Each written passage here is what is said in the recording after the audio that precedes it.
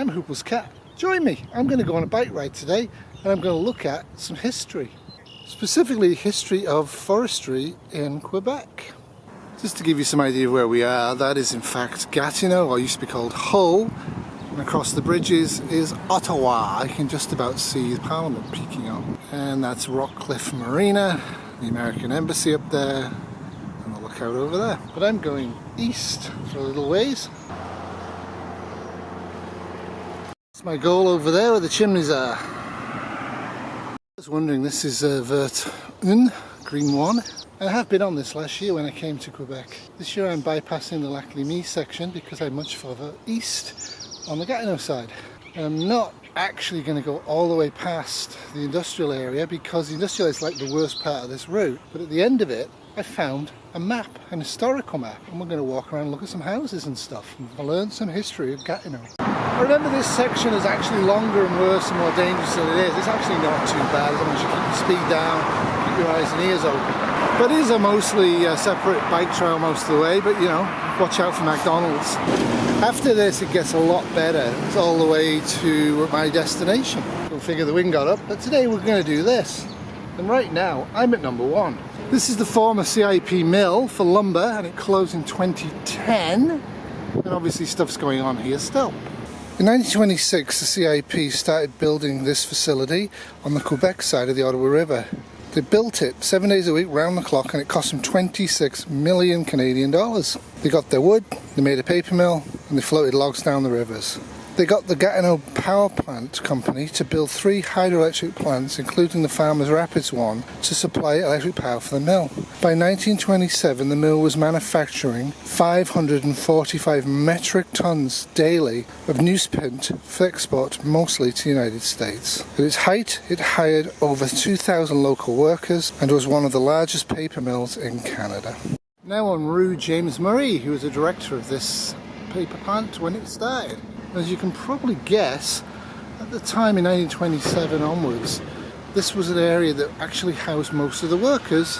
Of course, by 2024 it becomes an area of middle class privilege. Beautiful street. They built about 30 homes here, all in different types of style, mostly 1-story or 2-story. Of course, a lot of them have been added to in the intervening years, and this is where the senior management lived. Between 1926 and 1930, the first director of the paper mill, James Murray, whose street we're on, lived in that house called the Director's House. Has a sloped roof that makes it more impressive. Of course, the trees have grown up phenomenally since then, and I believe most of these trees are now protected. Just off James Murray Street, they have Rue Populaire, and this is a phenomenally gorgeous area. I have no idea what these houses cost now, but it must be an incredible amount of money. It is, of course, really noisy because of the industrial plant. So to entice the American workers to actually come to middle of Quebec in the middle of the forest, they built New England style houses. This one at 124 Popular actually uses shingles, and they've still got some of the original shingles. In contrast to 121, they used clapboard. Really are idyllic little houses. So there's the old main entrance to the print mill. The red brick is from 1926, 1927. This is Dr. Cousineau's house. He came here in 1928 to be the company doctor. Beautiful old house. Seen better days, I think. Probably very little has changed since 1926.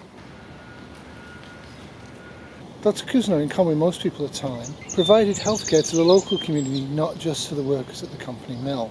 This was fairly common. Socialism and capitalism didn't really exist as separate institutions in the 1920s.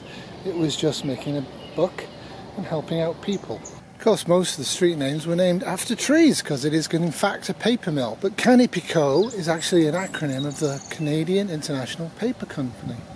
I did a bit of a disservice to James Murray. The street was called Park, and it was when they merged in the 21st century the municipalities, they decided to get rid of duplication.